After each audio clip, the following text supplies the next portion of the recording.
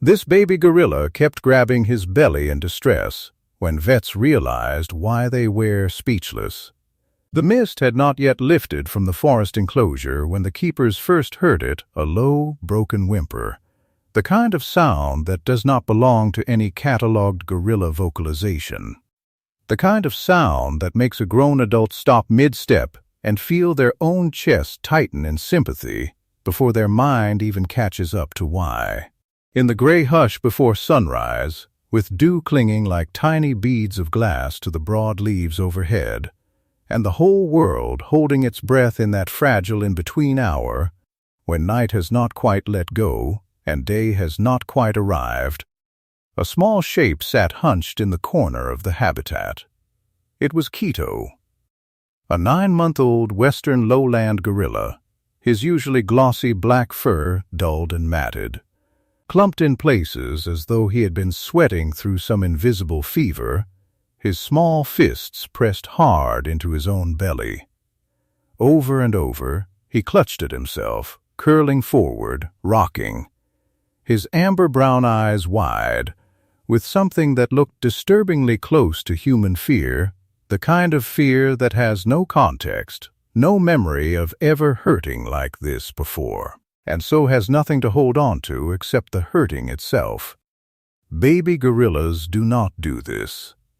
Instinct tells them to cling to their mothers, to nurse, to play, to fill the air with soft, contented grunts, to reach for warmth the way a plant reaches for light. Instinct does not tell them to claw at their own stomachs, as though trying to reach something buried too deep to name, something they cannot see, and cannot escape, and cannot explain, not even to the one being in the world they trust most. And yet here was Quito, alone in a patch of cold shadow, doing exactly that, small body trembling with a kind of quiet, private suffering that made the watching keepers feel almost intrusive, as if they were witnessing something too raw to be seen. His mother watched from a few feet away, and for once she did not move to gather him in, did not close the distance the way she always had.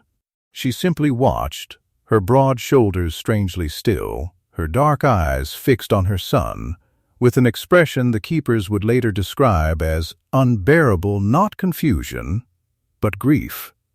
A grief so complete and so early that it seemed to already know the ending of a story that hadn't finished being written yet, as if she understood, in some wordless corner of her heart, something the humans standing just beyond the glass had not yet begun to grasp.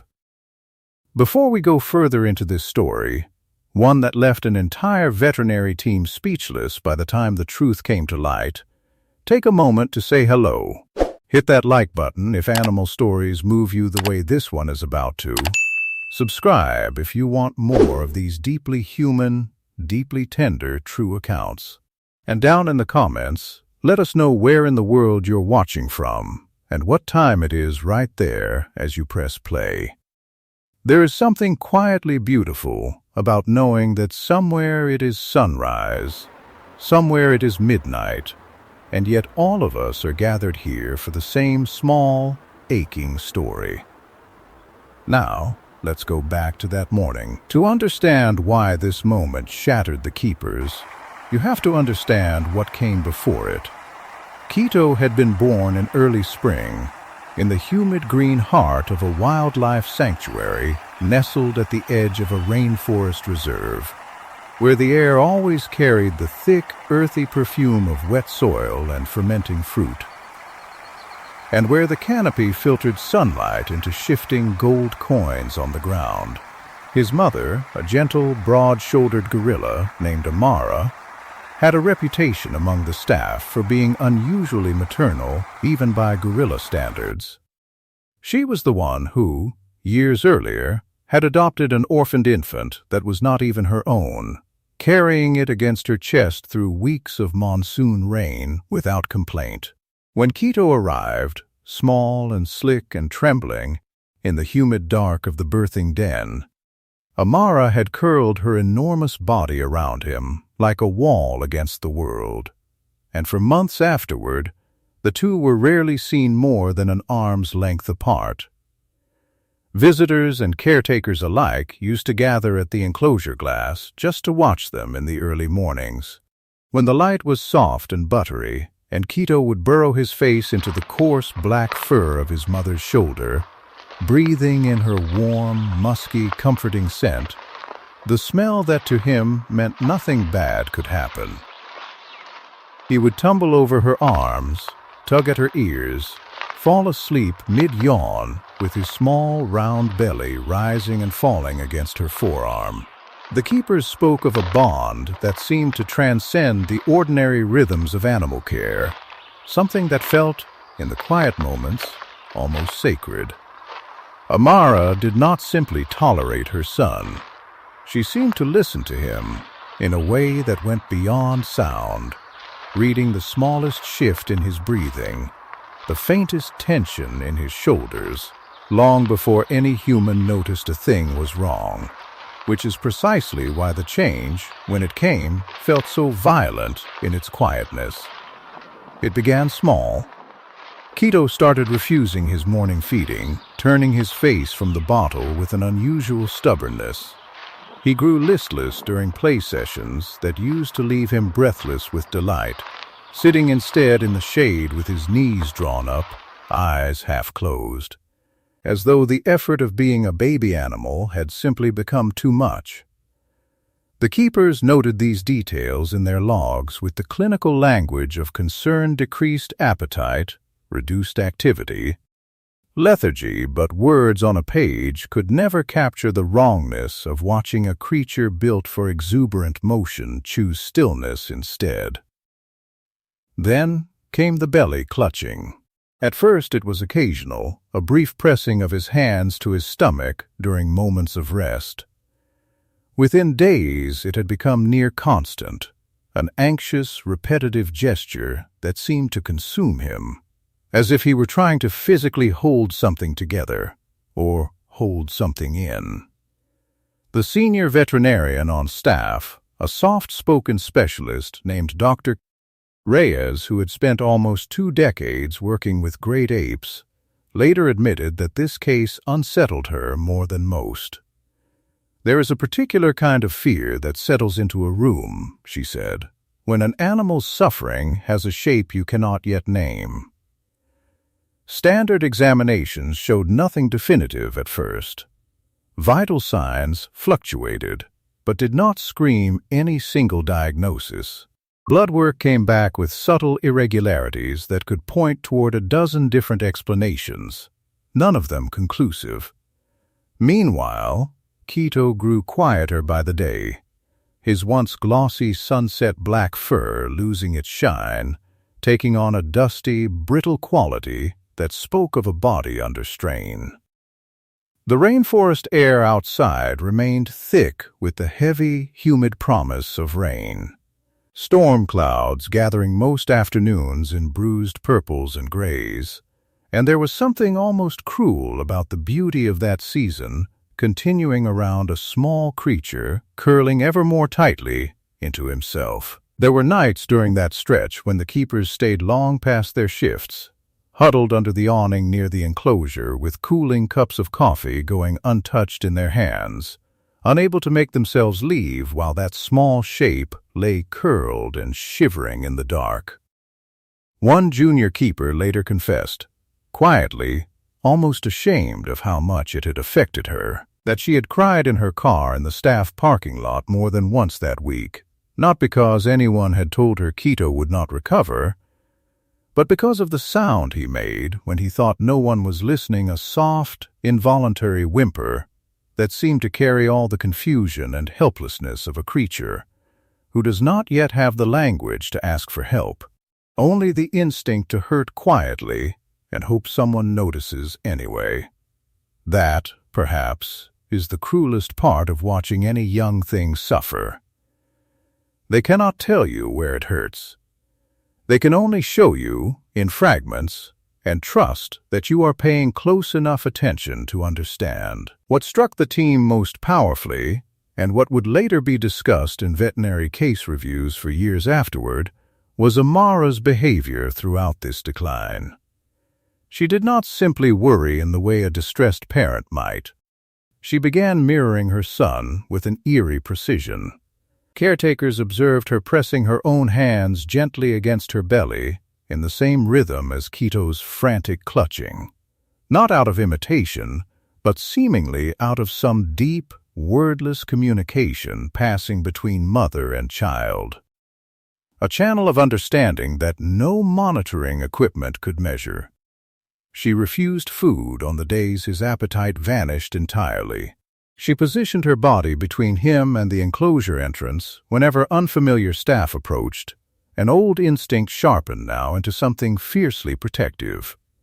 It was as if she already knew, on some level science struggles to explain, that whatever was happening inside her son's small body was serious, and that the source of his pain was not something visible on the surface. The reveal came nearly 2 weeks into the crisis, during a quiet, careful examination conducted with the gentlest possible handling, using non-invasive imaging designed specifically to avoid causing the infant any additional stress. What the veterinary team discovered was not an injury nor any external wound, but something far more delicate, a significant digestive blockage, caused by an accumulation of fibrous plant material that Quito's still-developing system simply could not process.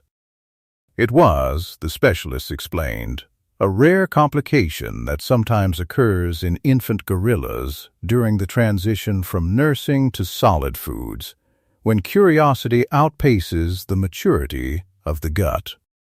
The belly clutching, the restlessness, the refusal to eat.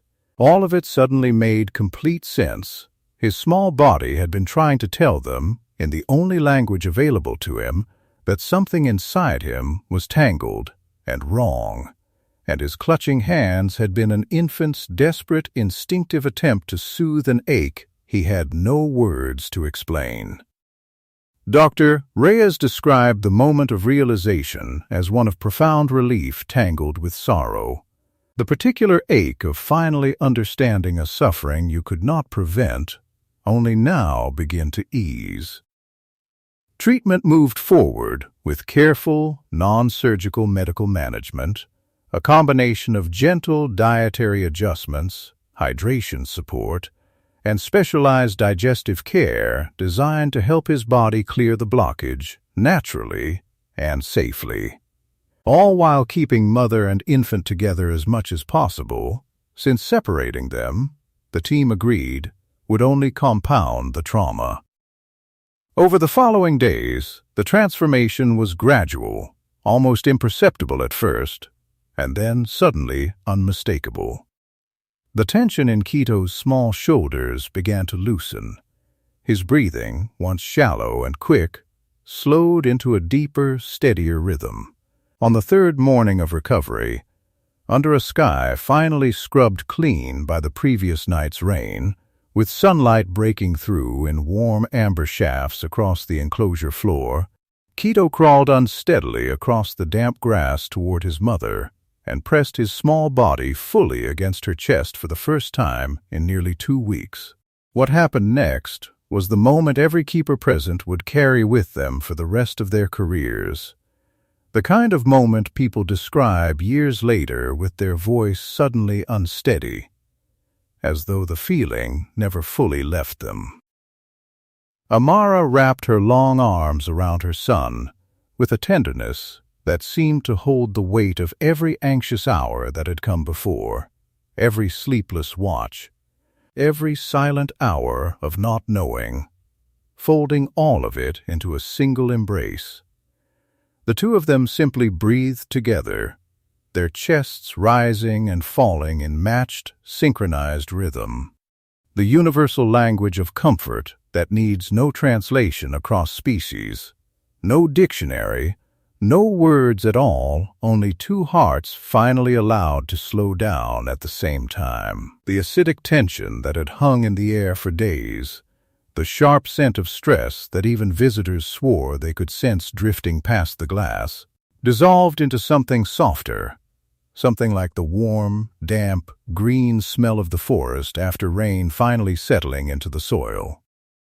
Quito exhaled a long, low sound, almost a sigh, the kind of sound that seemed to release far more than just air, and closed his eyes against his mother's chest, his small fists finally unclenching from his belly for the first time in what felt, to those watching, like forever. One of the keepers, a woman who had worked with great apes for over 15 years, and had long ago promised herself she would not let this job break her heart quite so easily anymore, later admitted she wept openly at the enclosure glass that morning, not bothering to hide it from her colleagues. She said it felt less like watching an animal recover and more like watching a mother finally exhale after holding her breath for 2 straight weeks. As though Amara's own body had been braced this entire time, waiting for permission to soften. Somewhere nearby, a soft rain began to fall again, fine and warm, catching the early light in 1,000 small glimmers, and neither gorilla moved to seek shelter. They simply stayed exactly where they were, wrapped around each other in the falling rain, as if nothing in the world could have convinced them to let go. There is a temptation, in stories like this, to simply celebrate the happy ending and move on. But what lingers, long after Quito's fur regained its glossy sunset sheen and his laughter returned to fill the enclosure again, is the deeper question this story quietly insists we ask. How did Amara know, before any scan or blood work confirmed it, that her son's pain lived somewhere beneath the surface? Researchers who study primate cognition point to decades of evidence that great apes possess forms of empathy and awareness far more sophisticated than we once assumed, an emotional intelligence built not on language, but on presence, on the accumulated trust of thousands of small shared moments. Perhaps what we witnessed in Amara was not magic, but something more grounded and, in its own way, more remarkable, the product of an unbroken bond so deep that her body had learned to read her son's suffering the way we might read a familiar face. Some call it instinct, others call it love refined into a kind of sixth sense. Whatever name we give it, it is a reminder that the creatures we so often underestimate carry entire universes of feeling within them, and that connection, real connection, can sometimes see what science alone cannot yet measure. As Quito grew stronger, visitors returned to the enclosure glass to watch him tumble and play once more, his small round belly finally at peace, his mother never far from his side, her eyes carrying the particular calm of someone who has weathered a storm and come out holding what mattered most. If this story moved you even a fraction of how deeply it moved everyone who lived through it, we would be so grateful if you hit that like button right now, subscribed for more stories like this one, and shared it with someone who needs a reminder that love, in any species, often knows things before we do. And before you go, we would love to hear from you in the comments. Has an animal in your life ever sensed something was wrong with you or with someone else, long before anyone else noticed? Tell us your story.